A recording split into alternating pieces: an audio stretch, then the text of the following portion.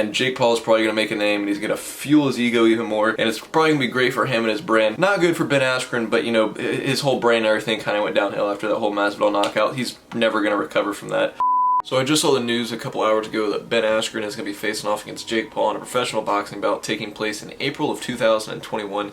And I honestly just have one question, and that's why. Now, if you would have asked me like a couple months ago, like back when I made the YouTube pound for pound boxing rankings, I would have loved to have seen Jake Paul fight like a professional fighter, or just someone, you know, at his skill level or above his skill level for that matter. Because I mentioned in that video that he pretty much fights below his skill level just so he can make crazy highlight knockouts, and it makes him look good, it feeds his ego, and makes all these people believe that, you know, he's really some legit fighter. Now they just announced that he's going to be facing off against Ben Askren, and I am just totally just scratching my head at this. And you might be wondering why, because you know, you're saying you want to see Jake Paul get beat up. He's facing a former UFC fighter, former world champion in other organizations. This is, you know, the perfect matchup if this is what you want.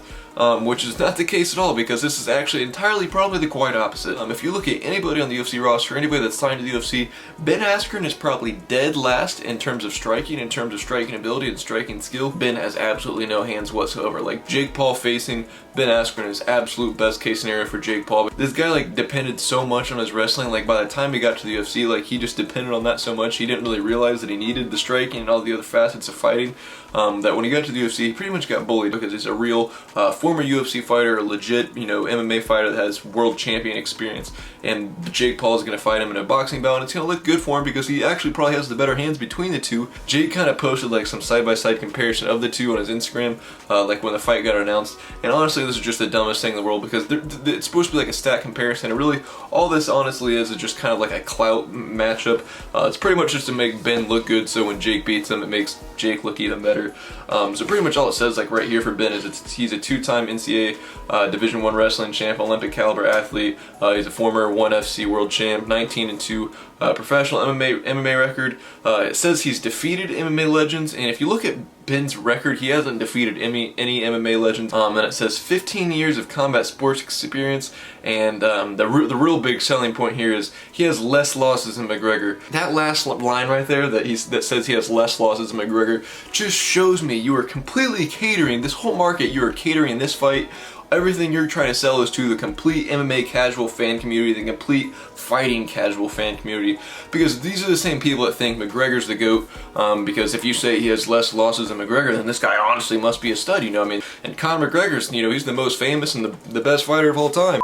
This is exactly like the people that he is catering to. The people that are just absolute casuals, know nothing about fighting, think that LeBron James could come over to the UFC and completely tear everybody up because he's 6'8" and 250 pounds and a freak athlete. And the reason I'm saying he's catering to these people is because when Jake Paul beats Ben Askren, then these people that are complete fighting casuals and idiots are gonna think Jake Paul is like, oh my god, is Jake Paul like Muhammad Ali? Like he went from being a flippin' Vine star, YouTube star, to like one of the best boxers of all time. Look at the people he's beat. And this is just like a complete disaster and a complete nightmare, the fact that this is even happening.